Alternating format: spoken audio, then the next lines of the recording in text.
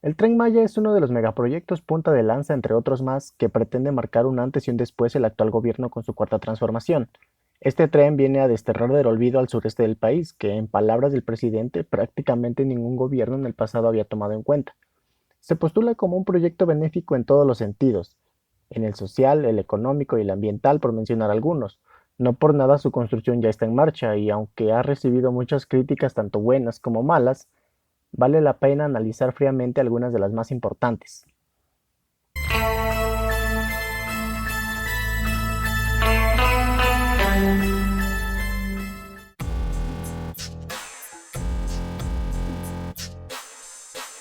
El tren beneficiará a 5 estados: Tabasco, Campeche, Chiapas, Yucatán y Quintana Roo.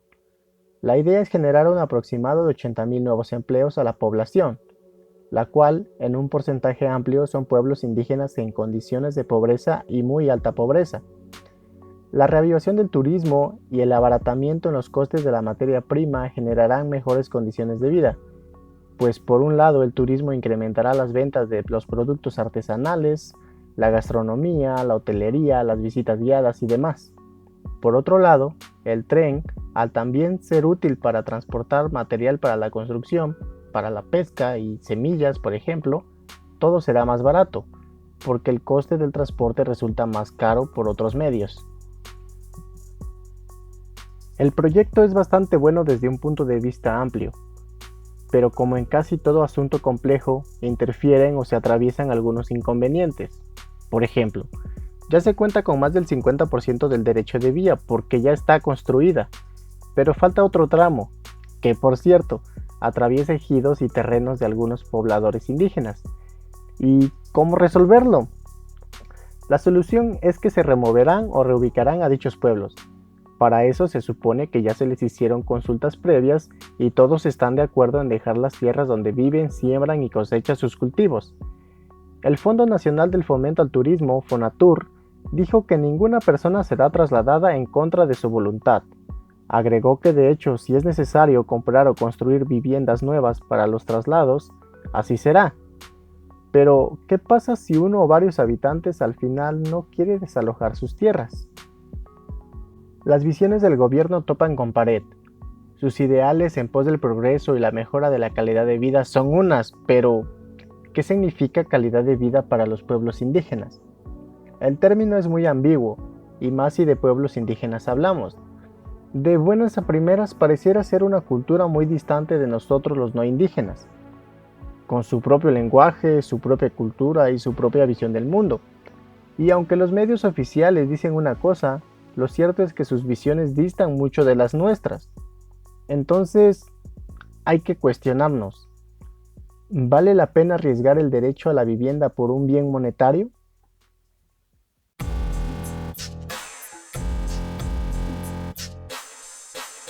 Se ha repetido muchas veces en los medios de comunicación. El proyecto está para recomponer la economía y generar empleos, lo cual es bastante bueno. Pero, ¿es económico el proyecto? ¿Hay un tiempo estimado en el que se recuperará la inversión? Son 1.500 kilómetros de vías que junto con mano de obra, maquinarias y obviamente el tren, tendrán un costo de 120.000 millones de pesos, aunque algunos estudiosos hablan de que el coste incremente a 165.000 millones, incluso más. Bien, es muy difícil dar un coste por sentado aún, pero lo que sí es más claro es que parte de la zona donde se piensa pasar al tren se encuentra en peligro de karsticidad. Significa que es una zona con peligro de hundimiento debido a la cantidad todavía incierta de cenotes subterráneos y manantiales.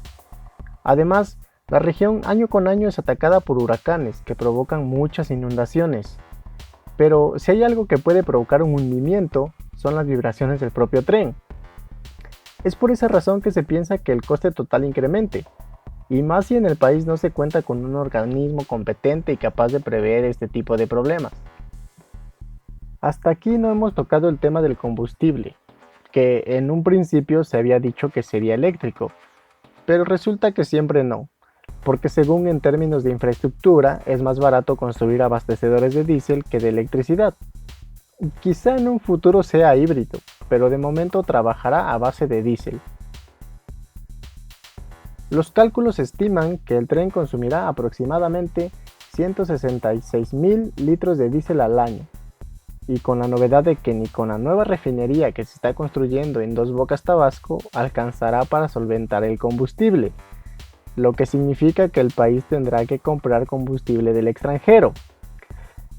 Como veredicto final, el proyecto, así que digamos económico, pues no será.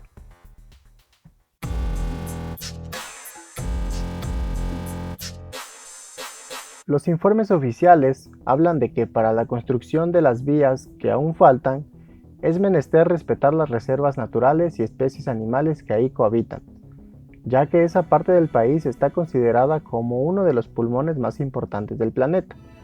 Y no olvidemos que es un patrimonio cultural porque es nada más y nada menos que la región donde cayó el meteorito que extinguió a los dinosaurios. Pero volviendo al tema, incluso se ha estipulado crear pasos artificiales para que los animales puedan cruzar de un lado de la vía al otro sin ser atropellados. Pero como dijera un estudio del Observatorio Latinoamericano de Geopolítica de la Universidad Autónoma de México, un tren o una carretera siempre significan un corte en el espacio vital y alteran el funcionamiento natural de las relaciones entre especies y de la organización de la vida regular de las mismas, lo que se traduce en que por más que uno se esfuerce por no interferir sobre los demás, en este caso sobre los ecosistemas, siempre lo terminaremos haciendo. Para empezar, se tiene que abrir paso para el tramo de vía que aún no se construye. Significa el acondicionamiento de nuevas rutas de acceso, lo que conlleva la deforestación. Y sí, el tema ya está resuelto sobre la mesa. Por cada árbol que se corte o en su defecto se trasponga, se sembrarán otros 3. La cuestión aquí es si se sembrarán del mismo tipo que antes estaban, viendo por seguir manteniendo un equilibrio, o solo los de conveniencia. Sea como fuere, expertos en la materia hacían la aclaración que puede resultar grave cortar árboles longevos, de los que dependen muchas especies, y que la zona talada en general tardará aproximadamente 36 años en recuperarse. Aunque el transporte disminuirá la cantidad de CO2 a la atmósfera porque los pasajeros y la mercancía trasladados por autos particulares o de carga contaminan más, sigue siendo un punto de contaminación considerable. Se estima que el transporte consuma 166.000 litros de diésel, que si lo convertimos en términos de contaminación, son 430.936 toneladas de CO2 al año. En mismos términos, estamos hablando que es lo mismo que el 8% de emisiones de gases de efecto invernadero que generan los autos particulares en la Ciudad de México. No cambiaría mucho el panorama si el tren fuera eléctrico o híbrido, pues la mayoría de las centrales eléctricas en el país son a base de combustibles fósiles. Lo mismo que gastaría la locomotora en diésel sería igual a lo que gastaría una central eléctrica convencional para producir electricidad. Como último punto, en el mismo ámbito de lo ambiental, pero ahora enfocado al turismo, no olvidemos que indudablemente habrá un incremento de desechos tanto sólidos como hídricos como energéticos.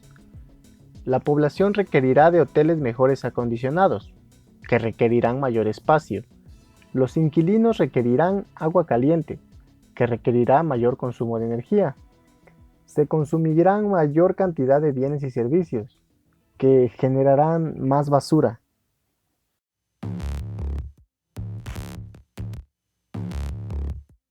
Como hemos visto, este megaproyecto traerá grandes beneficios como la reavivación del turismo, el comercio, el reconocimiento de los pueblos indígenas, etc.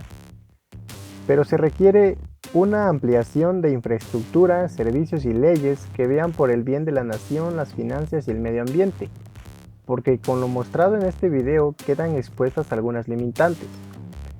No olvidemos también que todo es político. Por más bello que nos parezca, la política suele utilizar técnicas para su interés propio.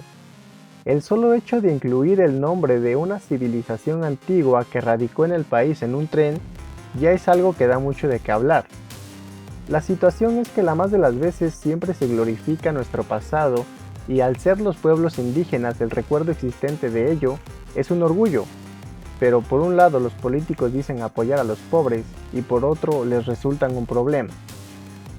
Bien o mal, el proyecto ya arrancó y se espera que empiece a funcionar en 2024.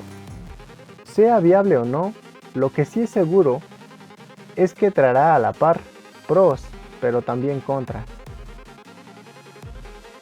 Si el video te gustó, me ayudaría mucho que lo comentaras, que le dieras un like, que lo compartieras y me ayudaría aún más que te suscribieras al canal.